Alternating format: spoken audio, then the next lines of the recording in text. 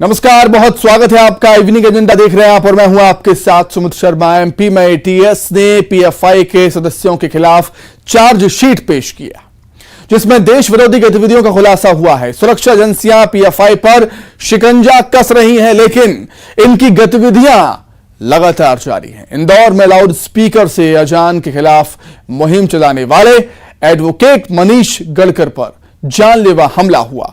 इस घटना में भी पीएफआई के शामिल होने की आशंका जताई जा रही है। रिपोर्ट देखें आप।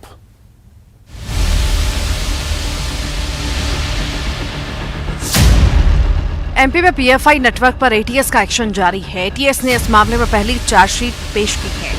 5000 पेज की चार्जशीट में एटीएस ने देश के खिलाफ साजिश का खुलासा किया, जिसमें 22 आरोपियों पर देश विरोधी गतिविधियों में शामिल होने का आरोप है। गिरफ्तारी के 179 दिन बाद चार्जशीट पेश की गई। एटीएस की रडार 100 से ज्यादा पीएफआई के सदस्य हैं। प्रदेश के गृह मंत्री नरोत्तम मिश्रा ने कहा कि किसी भी तरह की साजिश करने वाले नहीं बचेंगे। एटीएस ने बड़ी साजिश का भंडाफोड़ किया है। हमारी ने पीएफआई के 22 सदस्यों के खिलाफ में चार्जशीट पेश कर दी है कोर्ट के अंदर, और इस तरह की साजिश करने वाले कोई भी बचेंगे नहीं, इतना तय है। प्रदेश में पीएफआई पर शिकंजा कसा जा रहा है, लेकिन सुरक्षा एजेंसियों को अभी और सख्ती करनी होगी। इंदौर में लाउड स्पीकर से अजान के खिलाफ मुहिम चलाने वाले एडवोकेट मनीष गडकर पर जानलेवा हमला हुआ है। उन्होंने बताया कि सालों से हिंदुत्व के लिए काम कर रहे हैं, इसी वजह से उन पर हमला किया गया। इनका कहना है कि पीएफआई से जुड़े लोग हो सकते हैं। कैमरे एक्चुअल लगे नहीं, इस प्रकार की घटना अव्वल वकीलों के यहाँ पे कभी होती नहीं है, क्योंकि रात का समय था। उस समय सब आसपास की लाइटें वगैरह बंद थी और मैं भी उस समय पहुंचा ही था, तो 8:30 बजे लगभग हमारे यहाँ पे मेन रोड पे अंधेरा जैसा रहता है मल्हार आश्रम पे। पुलिस ने किन धाराओं में मामला दर्ज किया? पुलिस ने अभी मेरे से देहाती नालसी लेकर गए थे। अब वो पुलिस ने किन धाराओं में किया है वो तो पुलिस ही बता पाएगी। आपके साथ कुछ मारपीट भी हुई? मेरे साथ मारपीट वगैरह करी और मेरे ऑफिस का पूरे कांच वाँच फोड़ दिए थे। कांच फोड़ने के बाद में वो कांच उठा के मेरे ऊपर हमला भी कर दिया कांच से, क्योंकि मैं अपने आप को बचाया। मैंने क्या, यदि नहीं बचाता मैं तो शायद हो सकता है मेरे को खत्म कर देते। घटना के बाद सदर बाजार थाने में एफआईआर दर्ज कराई गई है। पुलिस आरोपियों की तलाश कर रही है। एडवोकेट पर हमले की बीजेपी के राष्ट्रीय महासचिव कैलाश विजयवर्गीय ने निंदा की। उन्होंने कहा कि ऐसी घटनाओं को बर्दाश्त नहीं किया जाएगा। नहीं, ऐसा बर्दाश्त नहीं करेंगे और इसी ताकत को हम कुचल के रख देंगे। क्योंकि वैसा इसके पहले भी एक और हमला हुआ था, जिसमें वो हिंदू संगठन के युवाओं की जमानत कराने एक वकील पहुंचे थे, उनके ऊपर भी हमला किया था। इस प्रकार की ताकतों को इंदौर में पनपने नहीं देंगे, कुछ भी हो जाए। प्रतिबंध बाद भी popular front of India MP में सक्रिय है। बताया जाता है कि प्रदेश के 25 जिलों में पीएफआई की गतिविधियां जारी हैं। पीएफआई के सदस्य प्रतिबंधित संगठन सीमी की विचारधारा को बढ़ा रहा है। इतना ही नहीं, पीएफआई के नेटवर्क को पाकिस्तान से ऑपरेट किया जा रहा है। श्योपुर, बुरहानपुर, इंदौर, उज्जैन और खंडवा जिले में पीएफआई के सदस्यों के लिए हॉटस्पॉट बन चुके हैं। बताया जा रहा है कि एमपी में बड़ी तादाद में पीएफआई के सदस्य बनाए गए हैं, जो ये सभी देश विरोधी गतिविधियों में संलिप्त हैं। प्रदेश में पीएफआई के नेटवर्क को ट्रैक करने के लिए एटीएस और एसटीएफ लगातार कार्रवाई कर रहा है। पीएफआई के सदस्यों को गिरफ्तार भी किया गया। इसी के साथ ही 100 से ज्यादा संदिग्ध पीएफआई के सदस्यों को नोटिस जारी किया गया है। प्रदेश में पीएफआई का नेटवर्क ध्वस्त करने के लिए सुरक्षा एजेंसियां जुटी हुई हैं। पिछले साल एमपी के साथ ही देश भर में एनआईए ने स्टेट की जांच एजेंसियों के साथ मिलकर दबिश दी थी और पीएफआई के पदाधिकारियों और सदस्यों को गिरफ्तार किया था। पीएफआई पर शिकंजा कसने में एनआईए भी जुटी हुई है। Bureau report, news 18। तो चिंता का विषय है, क्योंकि पीएफआई प्रदेश में पनप रहा है। ये कहना गलत नहीं होगा। दो सहयोगी हमारे साथ जुड़ गए हैं इस खबर पर चर्चा करने के लिए। इंदौर से विकास सिंह चौहान और भोपाल से शैलेंद्र सिंह भदौरिया। विकास, सबसे पहले आपके पास आ रहा हूं। प्रदेश में पीएफआई पर शिकंजा कसा जा रहा है, लेकिन इंदौर में जो घटना सामने आई है वो ये बताती है कि हमारे इंटेलिजेंस को, सुरक्षा एजेंसियों को और भी ज्यादा सख्त होने की, सतर्क होने की जरूरत है।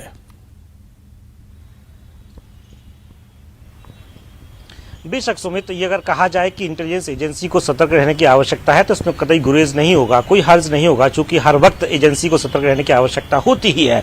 क्योंकि अगर इस मामले की बात की जाए जो कि बीती रात सदर बाजार इलाके में घटित हुआ, इसमें एक एडवोकेट मनीष गटकर पर जानलेवा हमला हुआ है। इसमें जानकारी है कि जो मनीष गटकर के मुताबिक जानकारी मिली कि एक शख्स जिसका नाम जुनैद है वो इनसे कुछ समय से संपर्क कर रहा था। आरोप है कि इसका कोई पारिवारिक सदस्य, जानकारी है कि उसका पारिवारिक सदस्य जो कि जेल में बंद है, उसकी जमानत के सिलसिले में मनीष गटकर से संपर्क जुनैद ने किया था।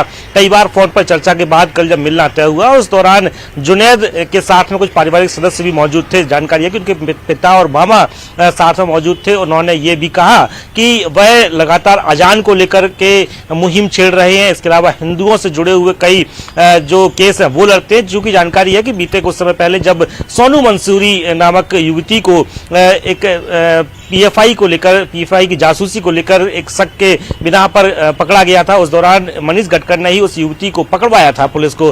तो आरोप है कि उस वक्त से ही इस पर निगाह रखी जा रही थी, रैकिंग की जा रही थी। ये सारी जानकारी खुद मनीष गटकर ने हासिल कराई है और इसी वजह से ये रडार पर था कुछ लोगों के और कल पर जानलेवा हमला हुआ। बहरहाल पुलिस ने गंभीर धाराओं में प्रकरण दर्ज कर लिया, लेकिन पुलिस ने अब तक इस प्रकार से कोई जानकारी नहीं दी है कि इसे पीएफआई इनपुट है अथवा नहीं है। लेकिन पुलिस सभी बिंदुओं पर पड़ताल कर रही है। सुरक्षा एजेंसियां जो है वो अब अलर्ट पर है। इंटेलिजेंस एजेंसियां जानकारी जुटा रही है कि इसमें सीधा कोई तात्कालिक विवाद है या फिर पैसे को लेकर कोई विवाद है या फिर जिस प्रकार से आरोप लगाए जा रहे हैं कि अजान को लेकर विरोध किया जा रहा था। इसके साथ साथ हिंदू केस जो लड़े जा रहे थे, मुस्लिम केस में लगातार विरोध और आपत्ति मनीष गटकर के द्वारा ली जा रही थी, इसको लेकर के कोई खास टारगेट तो नहीं किया गया। बहरहाल पुलिस का दावा है कि जल्दी ही कड़ी और कठोर कार्रवाई की जाएगी। सदर बाजार पुलिस ने जुनैद को हिरासत में ले लिया, वहीं उसके जो अन्य साथी उनकी भी तलाश की जा रही है। ठीक है विकास, मैं आपके पास लौटूंगा। शैलेंद्र, पीएफआई के जो सदस्य हैं, शैलेंद्र मेरी आवाज आप तक पहुंच रही है क्या? चलिए हम फिर से कोशिश करेंगे शैलेंद्र से संपर्क करने की। विकास, जिस तरीके से राजनीतिक दल हैं, चाहे वो गृहमंत्री नरोत्तम मिश्रा हों या कैलाश विजयवर्गीय हों, वो इसको लेकर पीएफआई के एक्टिव सदस्यों को लेकर काफी गंभीर नजर आती है। सरकार भी, राजनेता भी। उनका साफ तौर पर कहना है कि जो साजिश कर रहे हैं प्रदेश को दहलाने की, आतंकवादी गतिविधियों की, देश विरोधी गतिविधियों की, उनको बख्शा नहीं जाएगा। जाहिर सी बात है प्रतिबंधित संगठन है, लिहाजा ऐसे संगठन पर लगातार इंटेलिजेंस एजेंसी नजर बनाए ही रखती है और दावा करती है कि उनकी किसी भी गतिविधि पर लगातार नजर रखी जाएगी और यदि ऐसी कोई भी गतिविधि को अंजाम दिया जाता है जो कि देश हित में ना होकर देश विरोधी हो, उन पर कड़ी कार्रवाई की जाएगी। इसी वजह से ये जब घटना प्रकाश में आई तो खुद बीजेपी के राष्ट्रीय महासचिव कैलाश विजयवर्गीय ने कड़ी प्रतिक्रिया व्यक्त करते हुए ये कहा कि ये घटना निंदनीय है और जो ऐसे लोग हैं जो इस तरह के कृत्य को अंजाम देते हैं उन्हें कुचल दिया जाएगा। ऐसे कोई भी संगठन जो इस तरह की गतिविधि में शामिल होते हैं उनके खिलाफ कड़ी कार्रवाई की जाएगी। वहीं गृह मंत्री नरोत्तम मिश्रा भी इस पर अपनी प्रतिक्रिया जाहिर कर चुके हैं कि अब भी कई ऐसे संगठन जिसमें सक्रिय सदस्य हैं उन सभी को निशाने पर लिया गया है। वो सभी इंटेलिजेंस एजेंसी के रडार पर है, उनके खिलाफ भी आने वाले वक्त में कड़ी कार्रवाई की जाएगी। तो ये तय माना जा रहा है सुमित की चूंकि प्रतिबंधित संगठन है, ऐसे में कोई भी सदस्य सक्रियता के साथ में काम नहीं कर सकता। हर सदस्य कहीं ना कहीं इंटेलिजेंस एजेंसी के निशाने पर ही है। निश्चित तौर पर। विकास, मैं आपके पास लौटूंगा। शैलेंद्र, मैं आपके पास आ रहा हूं। शैलेंद्र, पीएफआई संगठन प्रदेश के केवल 1 या 2 जिलों तक ही सीमित नहीं है। बुरहानपुर हो, खंडवा हो, उज्जैन हो, इंदौर हो, और भी कई ऐसे जिले हैं जहां पर पीएफआई हॉटस्पॉट बनता जा रहा है। ये जो जिले हैं पीएफआई के लिए हॉटस्पॉट बने हुए हैं, यहां पर जो उसके सदस्य वो एक्टिव हैं, जो कि कहीं ना कहीं चिंता का विषय है।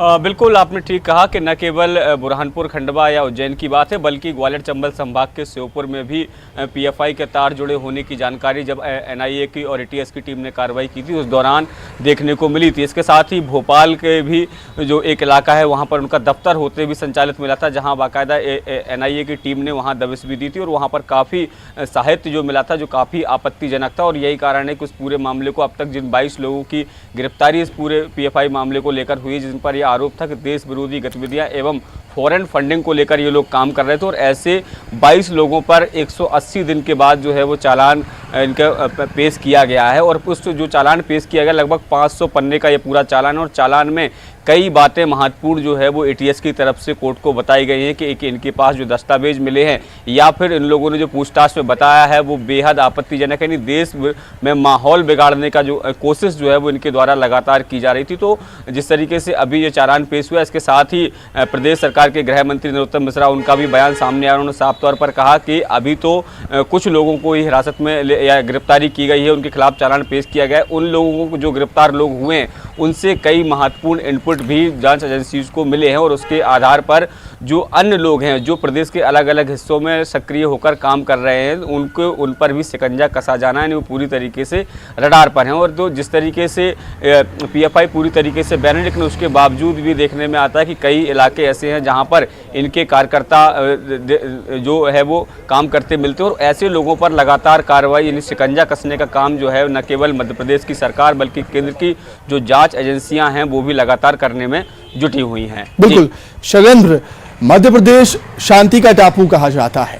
हालांकि अभी तक कोई ऐसी बड़ी घटना घटित प्रदेश में नहीं हुई है, लेकिन चाहे हम जेएमबी के सदस्यों की बात करें, पीएफआई के सदस्यों की बात करें या सिमी के सदस्यों की बात करें, इन सभी संगठनों के सदस्य प्रदेश में एक्टिव रहे हैं, जो कहीं ना कहीं चिंता का विषय यहां पर होते हुए नजर आते हैं। बिल्कुल आपने ठीक कहा कि ये तीनों संगठन के जो सदस्य हैं वो लगातार मध्य प्रदेश की फिजा बिगाड़ने की कोशिश ज़रूर करते हैं, लेकिन बिगाड़ने का काम नहीं कर पाते। यानी जो इंटेलिजेंस एजेंसियां हैं वो इतनी चौकन्नी नज़र आती है, चाहे वो एटीएस की बात हो, एनआईए की बात हो या फिर मध्य प्रदेश सरकार का इंटेलिजेंस। जिस तरीके से जहाँ जहाँ भी इस तरह की सूचनाएँ मध्य प्रदेश पुलिस को या एटीएस की तरफ से इनपुट से मध्य प्रदेश को मिलता है, उसके बाद तत्काल जो है वो कार्रवाई की जाती है। हालाँकि कुछ इलाके ज़रूर चिन्हित पुलिस ने करके रखे, वहाँ इंटेलिजेंस जो है उनके लगातार वहां काम करता रहता है और किसी भी तरह के इनपुट मिलने पर तत्काल प्रभाव से कार्रवाई की जाती है। हालांकि कुछ नए इलाके जरूर ये लोग डेवलप करने की कोशिश में हैं। जिस तरीके से मैंने आपको जिक्र किया था कि श्योपुर चूंकि ये आदिवासी बाहुल्य इलाका है और उस इलाके में भी इन्होंने अपने कुछ सक्रिय सदस्य तैयार किए थे। तो मध्य प्रदेश पुलिस के सामने या इंटेलिजेंस के सामने एक बड़ी चुनौती ये है कि जो चिन्हित इलाके हैं वहाँ तो नज़र बनाए रखनी है, लेकिन नए इलाकों में ये लोग ना पनपें या नए इलाकों में अपनी पकड़ मजबूत ना बना पाएं, उस दिशा में भी मध्य प्रदेश पुलिस जो है वो लगातार काम कर रही है। और जिस तरीके से अब तक की जो कार्रवाइयाँ हुई, इससे कहा जा सकता है कि जिस तरीके से गृह मंत्री का बयान भी है या दूसरे जो लोग हैं उनका भी बयान है कि मध्य प्रदेश में इस तरह के लोगों को यानी जो धार्मिक उन्माद फैलाने का काम करेंगे या सांप्रदायिक सौहार्द बिगाड़ने का काम करेंगे, ऐसे लोगों को सर उठाने नहीं दिया जाएगा। जी बिल्कुल विकास, प्रदेश के कई जिलों में पीएफआई या जो भी प्रतिबंधित संगठन हैं उनके सदस्य एक्टिव हैं। ये बताता है कि जो प्रतिबंधित संगठन है वो धीरे धीरे प्रदेश में पैर पसार रहे हैं और मालवा निमाड़ भी इससे अछूता नहीं है। जैसे कि पीएफआई के एक्टिव सदस्य वहां पर मिले हैं, पाए गए हैं। तो कहीं ना कहीं हम कह सकते हैं कि इंदौर, मालवा, निमाड़ उससे लगे जिलों में भी ये एक्टिव नजर आते हैं अभी। बेशक सुमित, जब कार्यवाही इंटेलिजेंस एजेंसी के द्वारा की गई थी तो उसमें इंदौर में एक ऑफिस पीएफआई के संचालित होते पाया गया था। उस दौरान कई लोगों को हिरासत में लिया गया था, उनके खिलाफ कड़ी कार्रवाई की गई थी। इंदौर अगर कहा जाए तो एक सॉफ्ट टारगेट सीधा सीधा अब तक रहा है इन सभी जो प्रतिबंधित संगठन है उनके लिए, चूंकि यहाँ पे सक्रियता देखी गई, चाहे कोई भी पिछले कुछ समय में हुआ कांड हो, चाहे चूड़ी वाला कांड हो या फिर अन्य, उन सभी में कहीं ना कहीं पीएफआई की भूमिका पाई गई है। इसी वजह से लगातार उस समय से ही निशाने पर इंटेलिजेंस एजेंसी के ये सभी संगठन थे।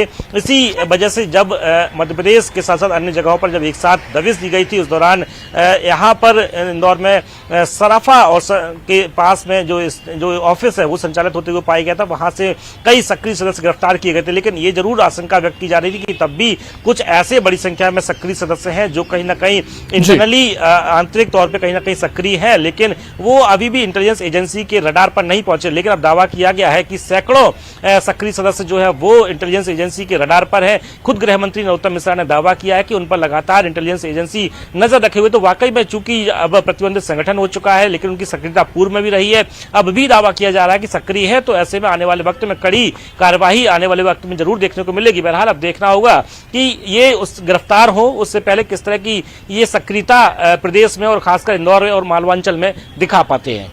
बिल्कुल। शैलेंद्र, जैसे कि हम बात कर रहे थे, जो प्रतिबंधित संगठन है वो पूरे प्रदेश में धीरे धीरे पैर पसार रहे हैं, चाहे वो पीएफआई हो, जेएमबी हो, सिमी हो। इंटेलिजेंस के लिए चुनौतियां यहाँ पर निश्चित तौर पर बढ़ती हुई। देखिए, बिल्कुल निश्चित तौर पर चुनौतियां तो बढ़ी रही हैं, क्योंकि नाम बदल कर भी ये लोग कई बार काम करते हैं। चाहे जिस तरीके से अगर भोपाल की अगर मैं बात करूं, तो जो दफ्तर यहाँ संचालित होता हुआ मिला था, वो स्टूडेंट वेलफेयर के नाम पर उन्होंने ये दफ्तर किराए पर लिया था कि जो एक समुदाय विशेष के युवा हैं उनको किस तरीके से नौकरियों के लिए या फिर दूसरे रोजगार की तरफ उनको किस तरीके से एजुकेटेड किया जा सकता है, या उनको छोटे छोटे जो ट्रेनिंग है वो कैसे दी जा सकती है, इस सब को लेकर वो दफ्तर तैयार किया गया था। लेकिन बाद में जब एटीएस की टीम ने वहाँ दबिश दी थी, तो पीएफआई से जुड़े कई महत्वपूर्ण दस्तावेज भी मिले थे। तो ऐसे में भले ही पीएफआई या दूसरे जुड़े हुए जो संगठन है, इस तरह के संगठन है, उन पर आधिकारिक तौर पर बैन कर दिया गया हो, लेकिन उसके जो कार्यकर्ता हैं वो लगातार काम करते रहते हैं। वो बगैर किसी संगठन के नाम के लिए काम करते हैं, और जब उनका संगठन थोड़ा सा मजबूत हो जाता है तो नए संगठन के साथ वो खड़े हो जाते हैं। तो ऐसे में बहुत मुश्किल हो जाता है एटीएस के लिए। ठीक है शैलेंद्र, मैं लौटता हूं आपके पास। इस समय हमारे साथ इसी खबर पर अधिक चर्चा करने के लिए एन.के. त्रिपाठी जी जुड़ गए हैं, जो कि पूर्व डीजीपी हैं। सर, बहुत स्वागत करता हूं आपका न्यूज 18 मध्य प्रदेश छत्तीसगढ़ में। जी धन्यवाद। बिल्कुल। सर, जिस तरीके से हम सब जानते हैं कि हमारा प्रदेश मध्य प्रदेश शांति का टापू कहा जाता है, लेकिन जिस तरीके से पिछले कुछ दिनों से हमने देखा कि चाहे वो जेएमबी के एक्टिव सदस्य हों, सिमी के हों या फिर पीएफआई के सदस्य हों, लगातार जो प्रतिबंधित संगठन है उनके सदस्य एक्टिव पाए जाते हैं मध्य प्रदेश में। इसको किस तरीके से देखते हैं आप? देखिए, जहां तक रेडिकलाइजेशन का प्रश्न है, ये पूरे भारत में प्रयास चल रहा है जी, और इंटरनेट के माध्यम से नौजवान लोगों को भड़काने की कार्रवाई पिछले 20 वर्षों से लगातार चल रही है जी। इसी तारतम्य में मध्य प्रदेश में सिमी की गतिविधियां हुई और अब पीएफआई के भी गतिविधियां देखी गई हैं। यद्यपि मध्य प्रदेश ने बहुत तत्परता से सिमी के विरुद्ध भी और पीएफआई के विरुद्ध भी लगातार कार्रवाई की है जी। पीएफआई पे प्रतिबंध लगा दिया गया है, लेकिन फिर भी जो इसके स्लीपिंग सेल्स हैं और दूसरे इसके समर्थक हैं जी, वे अपनी गतिविधियां चोरी छिपे जो है जारी रखने का प्रयास करते हैं। आज पता चला है जी, कि माननीय गृह मंत्री मध्य प्रदेश ने ये कहा है कि पीएफआई के कई लोगों के विरुद्ध जो है चालानी कार्रवाई की जाएगी जी, और किसी भी स्थिति में पीएफआई के जो भी गतिविधियां हैं उनको सख्ती से दबाने के लिए कोई भी कदम छोड़ा नहीं जाएगा जी। तो हमें विश्वास है कि मध्य प्रदेश निरंतर शांति का टापू बना रहेगा। बिल्कुल, निश्चित तौर पर। बहुत शुक्रिया सर जुड़ने के लिए, बातचीत के लिए, और शैलेंद्र आपका भी बहुत धन्यवाद, और विकास आपका भी बहुत शुक्रिया जुड़ने के लिए, तमाम बातचीत के लिए। तो इसी के साथ ही इवनिंग एजेंडा में फिलहाल इतना ही। नमस्कार।